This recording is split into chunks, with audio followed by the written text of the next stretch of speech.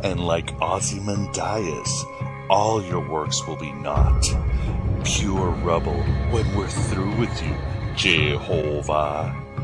We, the eternal soundtrack of the counterculture. You can count on that. Say hello to my little friend! Happy heresies, and welcome to the desert of the real. Welcome to the machine, my son, and the means to escape it.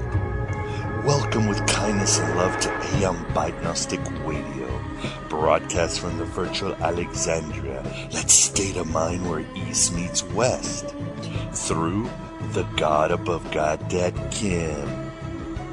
This is your blue crystal meth exploration of the world's most influential yet least known heretics, the Gnostics, as well as their brethren in the esoteric and Dionysian freethinkers.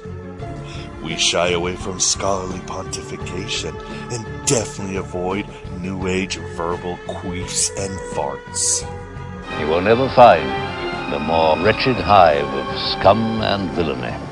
We don't take prisoners but liberate them. We are not the final authority on anything, but hope to be an endless possibility for everything. Culminating with you finding the mystery that works for you and only you. Uncovering any holy or unholy information that liberates you from cosmic and personal oppression. From the powers and principalities that rule so many fools' heavens around you. We ride with those searching for the truth and avoid those who have found it. Divided we stand, together we rise. By the power of truth, I, while living, have conquered the universe. Aeon Byte Gnostic Radio is not so much about answers but insights. Too many high-lick institutions and their gods are full of answers. Answers for everything.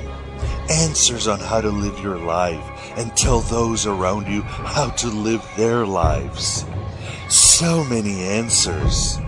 Those prisons built with stones of law. Those brothels with bricks of religion, as William Blake said. If you want certain answers, instructions to reach a paradise constructed by the fantasies of average sensibilities, Aeon Byte might not be for you. Instead, better rely on fridge magnet spirituality, Tony Robbins' lukewarm mentality heading into slaughterhouses of comfort, or that truth in numbers fallacy. Play it safe.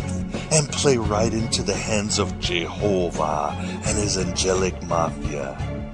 Right into the jism of mere being. Our impulses are being redirected. We are living in an artificially induced state of consciousness that resembles sleep. They are dismantling the sleeping middle class. More and more people are becoming poor. We are their cattle. We are being bred for slavery.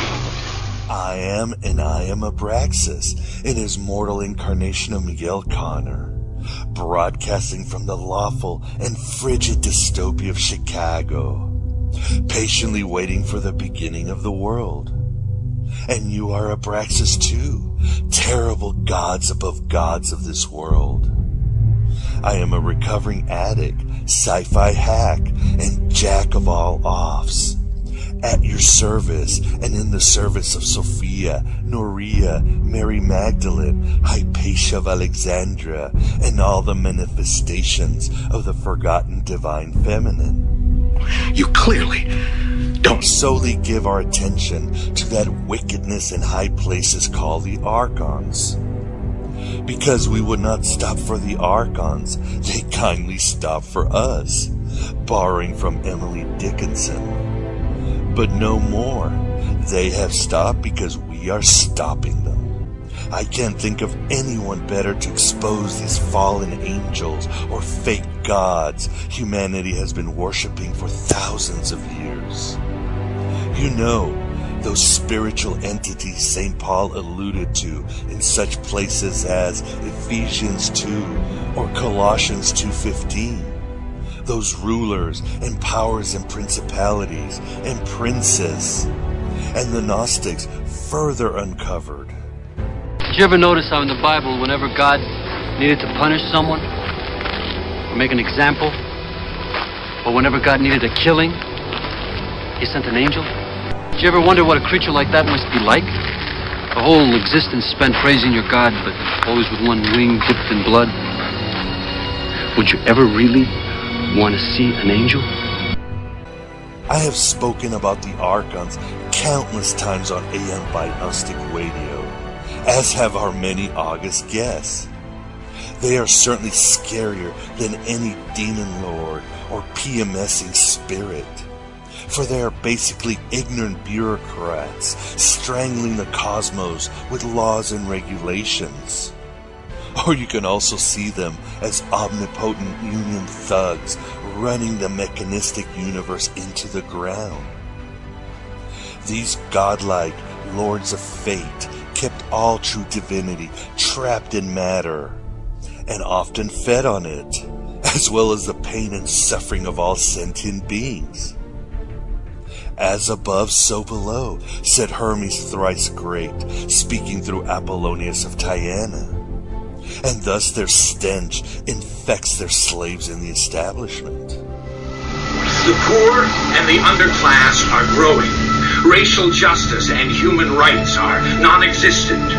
They have created a repressive society, and we are their unwitting accomplices.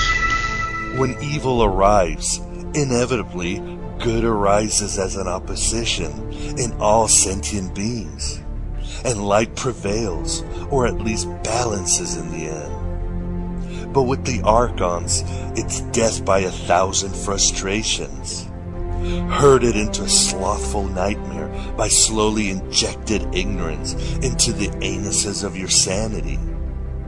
Think of the customer service representative and their mechanical answers, or being buried by the paperwork of a government administrator, or your car that won't start when you need it the most. And you get what the Archons do to you: smother your divine spark and numb your mind. And add to that the subconscious fear of being raped by a shadowy bully, or the breathless anxiety of living with an abusive parent. That is the Archons in a nutsack shell, and even worse, because they have unlimited power, and often those good intentions that pave roads to personal hells. Every single man or woman who has stood their ground, everyone who has fought an agent has died. But where they have failed, you will succeed. One. Their strength and their speed are still based in a world that is built on rules. Because of that, they will never be as strong or as fast as you can be. In fact, in the novel Good Omens, written by Terry Pratchett and Neil Gaiman, a demon, appropriately named Crowley, proves that the Archon way is superior in the fight against heaven. He demonstrates that traffic jams and phone service outages are far more efficient in damning souls than such common demonic methods as possession or temptation. Like the Nag Hammadi libraries, Peter's letter to Philip states, the Archons are fighting against the inner man. And in a mythic way, the Archons are very much like the lizard aliens in Stephen King's Tommyknockers. And many contend they are actually extraterrestrials. Human beings were not meant to sit in little cubicles staring at computer screens all day, filling out useless forms and listening to 8 different bosses drone on about mission statements.